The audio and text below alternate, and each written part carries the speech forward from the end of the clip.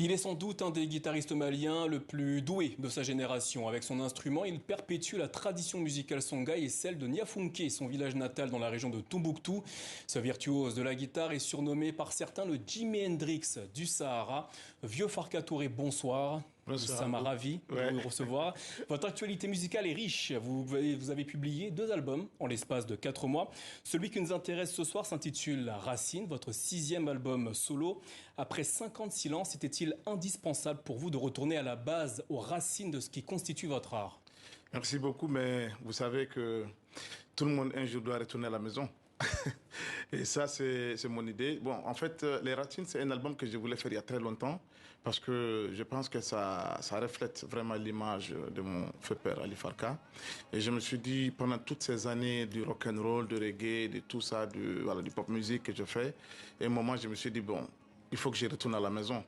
Voilà, et prendre cet héritage que mon père m'a légué. Il ne faut pas que les gens l'oublient. Et en plus de ça, il y a tellement de gens qui m'ont toujours demandé, je les ai dit, ça vient, ça vient. Mais il faut attendre le bon moment pour le faire.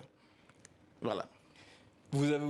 À travers cet album, vous plaidez pour la tolérance et l'unité dans votre pays, le Mali, qui traverse en ce moment certaines crises et certains défis qui s'annoncent devant lui. C'est ce qui ressort notamment du morceau Ngala Karwen. Selon vous, qu'est-ce qui favoriserait la paix aujourd'hui au Mali? Bon, en réalité, l'album dit son nom et dit pour laquelle on l'a fait déjà, que j'ai réalisé cet album.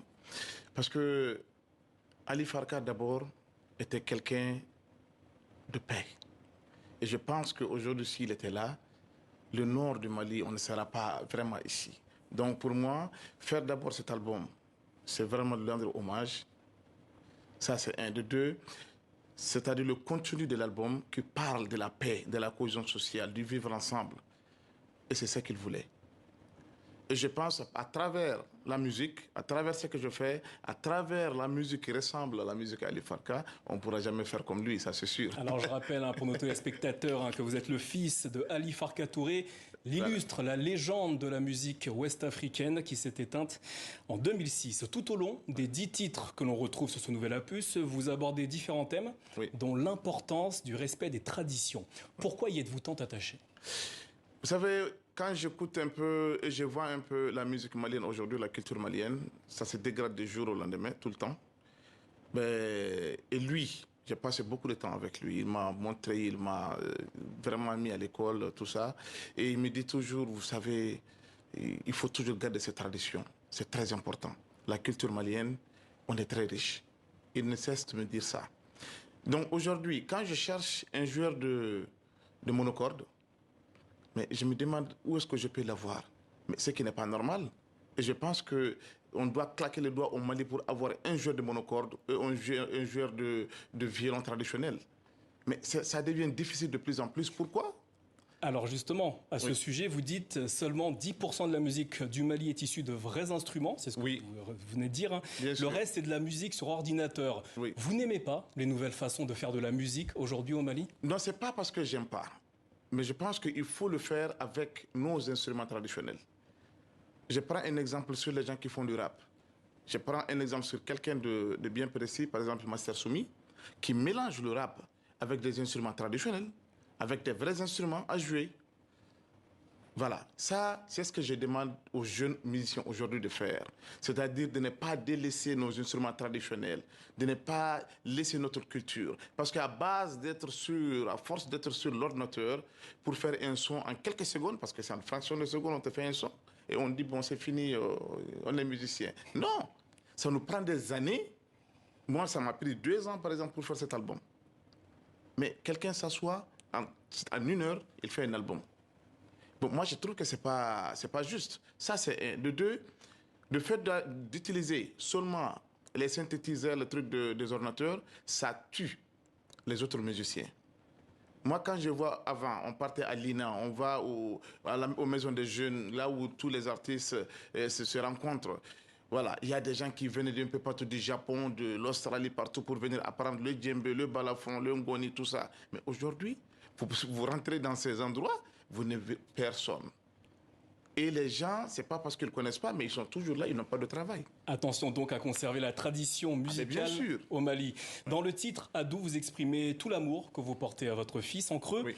vous adressez également un message à tous les pères. Quel est-il?